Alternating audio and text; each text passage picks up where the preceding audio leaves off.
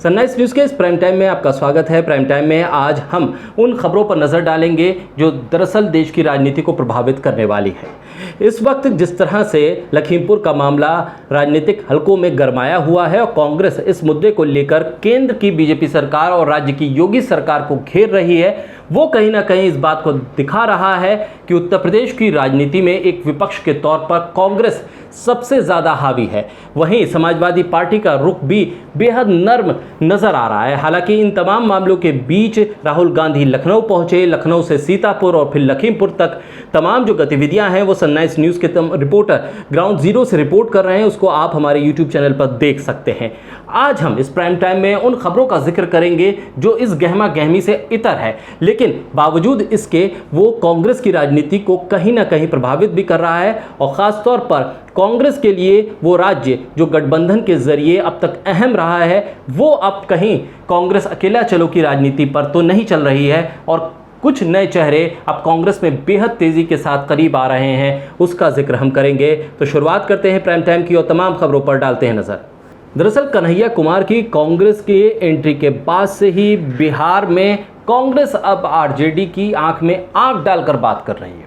कांग्रेस को अब ये लग रहा है कि जो बिहार में होने वाले चुनाव हैं, उपचुनाव में वो अपने दम पर जीत हासिल कर सकती है और बिहार में अपनी पकड़ को मजबूत कर सकती है। और इसी वजह से राष्ट्रीय जनता दल के साथ कांग्रेस के गठबंधन को लेकर मतभेद सामने आने लगे हैं। दरअसल कुशेश्वर स्थान और तारापुर दो विधानसभा सीटें हैं जहां पर उपचुनाव होना है और उस उपचुनाव से पहले आरजेडी ने अपने दोनों उम्मीदवारों के नाम की घोषणा कर दी। उसके जवाब में कांग्रेस ने पलटवार किया और आरजेडी के खिलाफ अपने दो उम्मीदवारों के नाम की घोषणा करने के बाद अब दोनों पार्टी आमने सामने नजर आ रही है। कुल मिलाकर राजनीतिक गठबंधन कम से कम उपचुनाव तक के लिए ब्रेक पर चला गया है। ये महागठबंधन की टूट की खबरें तब हैं जब तेजस्वी समय समय पर राहुल गांधी के केंद्रीय नेतृत्व को स्वीकार करने का बयान देते रहे। हालांकि तेजस्वी यादव ने पहले ही कह दिया था कि अगर कांग्रेस दोनों सीटों पर उम्मीदवार उतारती है तो ये एक फ्रेंडली फाइट होगी, लेकिन कांग्रेस ने इसे गंभीरता से लेते हुए आरजेडी के खिलाफ उतरने का फैसला कर लिया है। बिहार विधानसभा में कांग्रेस के विधायक दल के नेता अजीत शर्मा, उनके मुताबिक कांग्रेस इस बात से आहत है कि आखिर आरजेडी ने बिना किसी सलाह मशवरा किए हुए दोनों सीटों पर उम्मीदवार कैसे उतार दिए। तो अचानक से ये दरार की खबरें क्यों आई है, क्या वजह है, किन मुद्दों को लेकर दोनों पार्टियों में असहमति हुई है। अलग अलग हलकों से अलग अलग राय सामने आ रही है और ऐसे में दोनों पार्टियों ने अपने उम्मीदवार उतारे हैं। आरजेडी कांग्रेस को कमज़ोर समझने और पिछले चुनाव में कांग्रेस के स्ट्राइक रेट को लेकर उठाए गए सवालों पर कांग्रेस की तरफ से कहा गया है कि कांग्रेस के स्ट्राइक रेट के सामने आरजेडी बोना साबित हो जाएगा। बयान काफ़ी तल्ख होते जा रहे हैं दोनों पार्टियों के नेताओं के। उन्होंने आरजेडी नेताओं को चुनौती देते हुए कहा कि कांग्रेस का इतिहास देखकर बात करनी चाहिए। यानी कि बिहार की राजनीति में आरजेडी और कांग्रेस के बीच ये वॉक युद्ध शुरू हो गया है। बिहार विधानसभा चुनाव 2020 में कांग्रेस के हिस्से में कुशेश्वर स्थान और तारापुर आरजेडी के हिस्से में आई थी। तारापुर से आरजेडी के उम्मीदवार को 7,225 मतों से, जबकि कुशेश्वर स्थान से कांग्रेस के प्रत्याशी को 7,222 वोटों से हार मिली थी। ऐसी स्थिति में कुशेश्वर स्थान पर कांग्रेस का दावा पुख्ता था, लेकिन दोनों ही सीटों पर अब आरजेडी ने जब अपने उम्मीदवार उतार दिए हैं तो ये दोनों पार्टियों के बीच गठबंधन की दरार को और गहरा करने वाला कदम था, जिसको लेकर कांग्रेस मुखर है।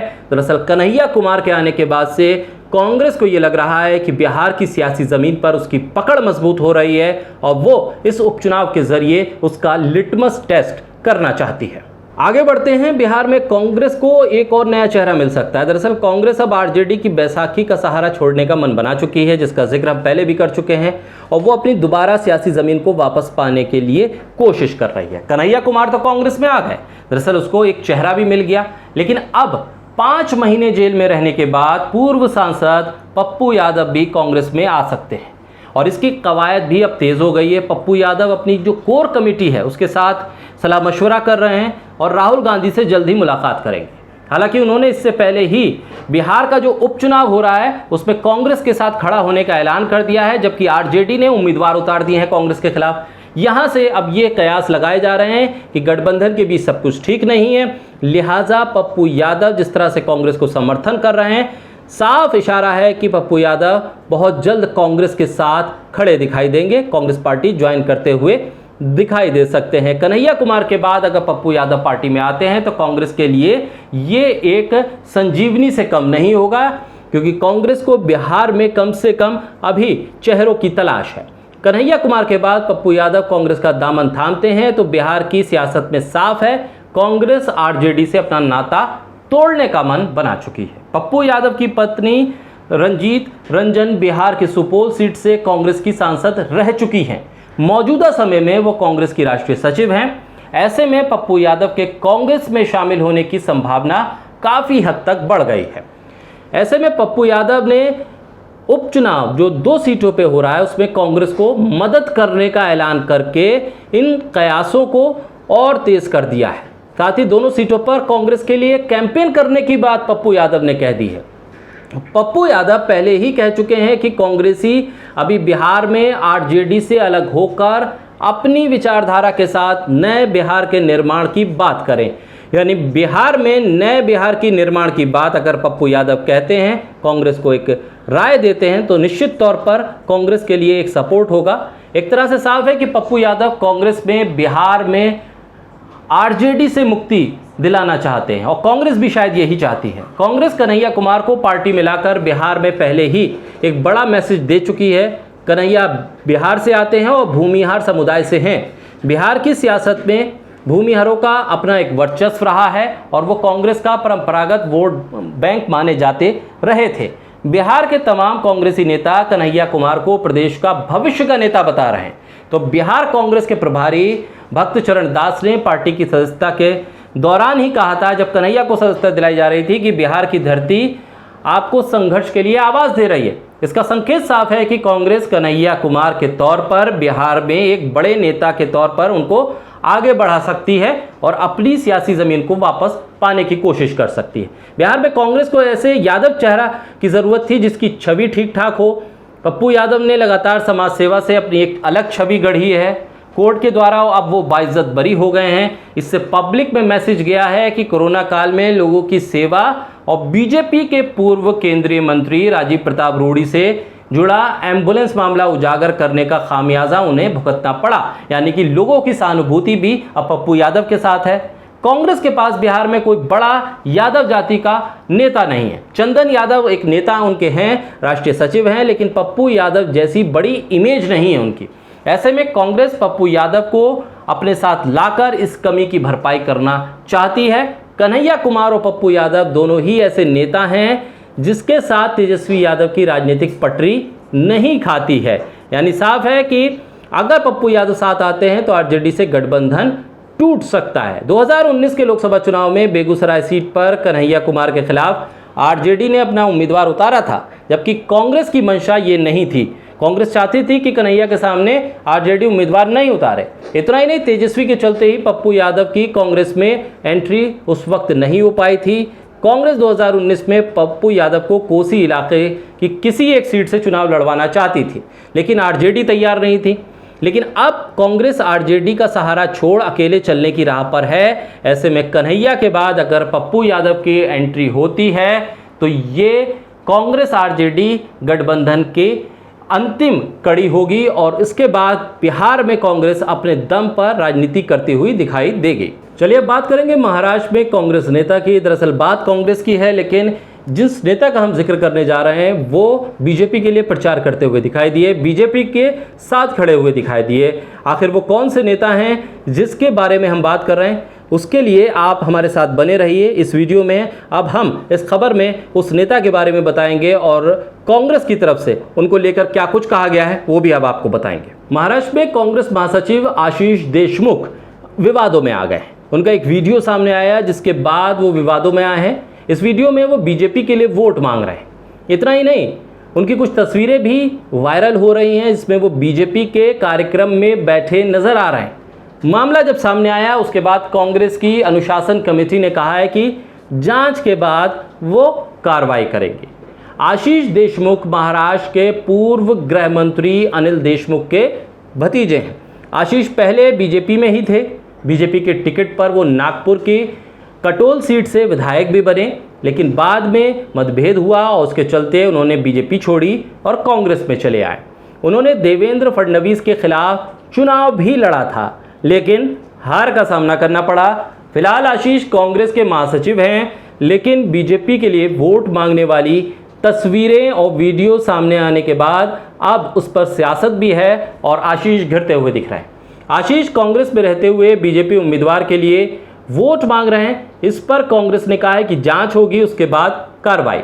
दरअसल नागपुर जिले में परिषद के चुनाव होने हैं और इसी के मद्देनज़र बीजेपी उम्मीदवार की ओर से एक बैठक थी, जिसमें चुनाव को लेकर रणनीति तय की जानी थी और चुनाव प्रचार की तैयारियों पर चर्चा होनी थी। और इस बैठक में बीजेपी के नेताओं के अलावा आशीष देशमुख, कांग्रेस के जो महासचिव हैं, वो भी इस बैठक में थे और लोगों से बीजेपी को वोट करने की मांग करते हुए दिखाई दिए। लेकिन अब उनका ये वीडियो जब सामने आ गया है तो कांग्रेस के भीतर से भी आवाज़ उठने लगी है और साथ ही विरोधी भी सवाल उठा रहे हैं। अब कांग्रेस के अनुशासन समिति के जो अध्यक्ष हैं चंद्रकांत हंडोरे, उन्होंने कहा है कि मामले को पार्टी ने गंभीरता से लिया है, जांच के बाद ही कोई कार्रवाई होगी। लेकिन देखना होगा कि आशीष इस मामले में क्या सफाई देते हैं और पार्टी कार्रवाई क्या करती है। चलिए बढ़ते आगे। उत्तर प्रदेश में भी चुनाव है और समाजवादी पार्टी भी पूरा जोर लगा रही है।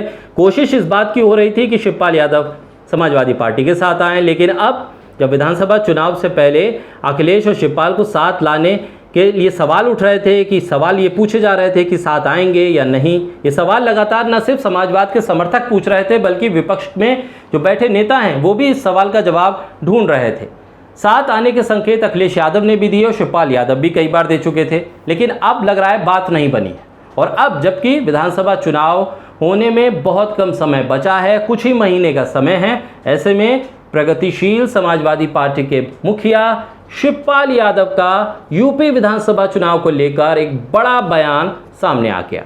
उन्होंने समाजवादी पार्टी का नाम नहीं लिया, बगैर नाम लिए विधानसभा चुनाव को लेकर युद्ध की धमकी दे डाली।